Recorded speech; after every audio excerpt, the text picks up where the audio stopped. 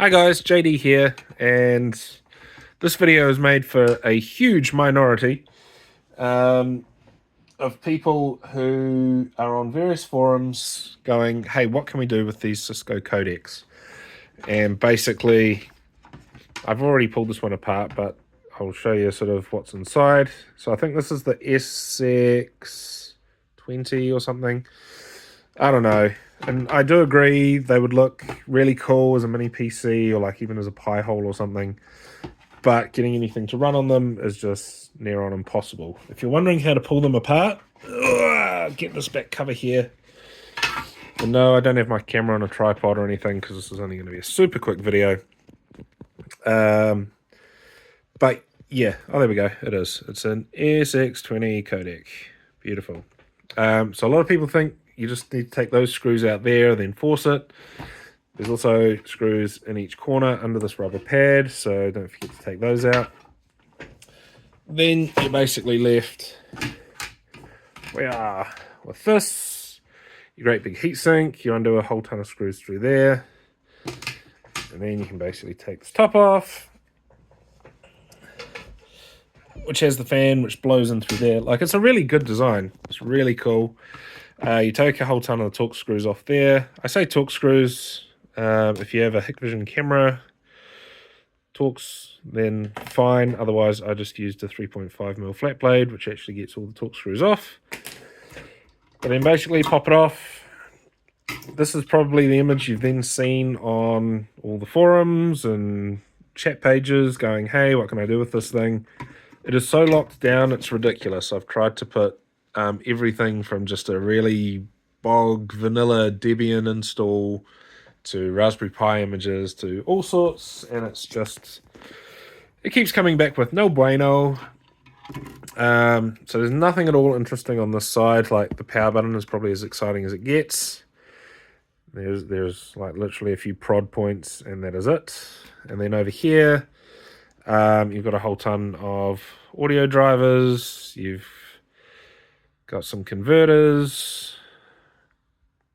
You've got your Realtek. If I flip it around, you got your Realtek audio. Got a few ST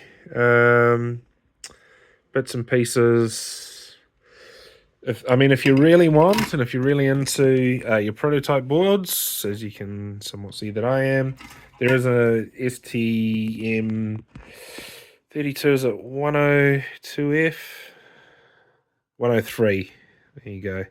So you can always desolder that, maybe just for funsies, if nothing else. There's some memory, and then there's your TI processor there. So, you know, it's just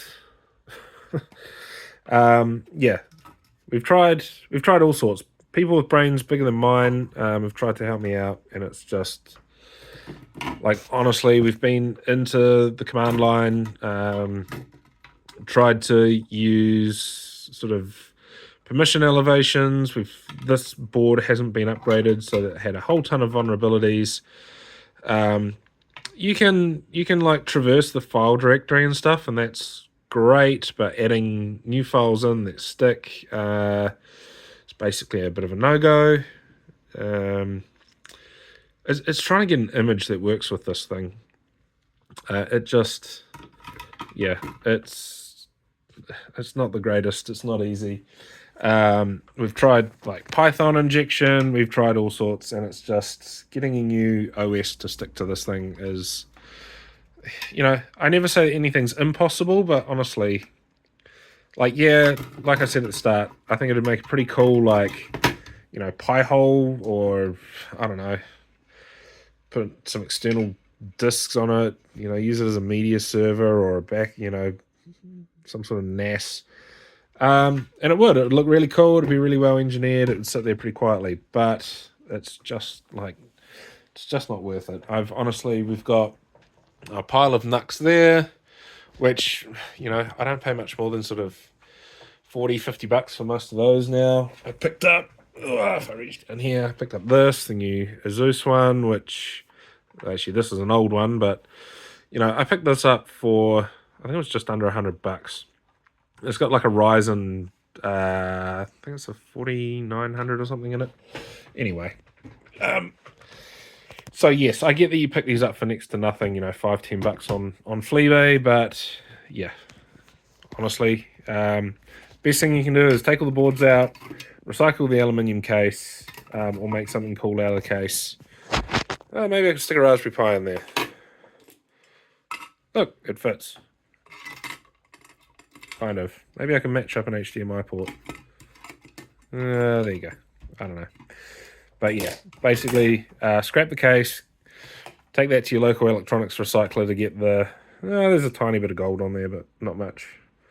Or yeah, like I say, practice desoldering that STM 32 F103 chip off. But yeah, unfortunately, to answer all the people that are on the forums, basically, no, you can't do much with these.